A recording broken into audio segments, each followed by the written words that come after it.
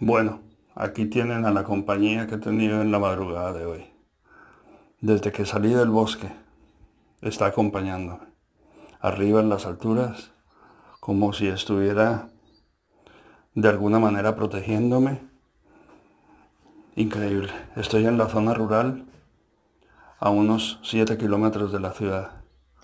Y sigue aquí, sigue aquí. Es increíble, es que es alucinante. A continuación, les voy a poner un vídeo en donde pueden ver las fotos.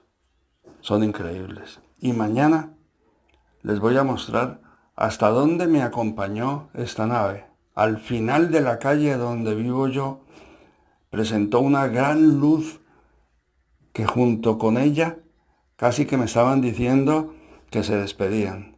No se pierdan ese vídeo porque es increíble.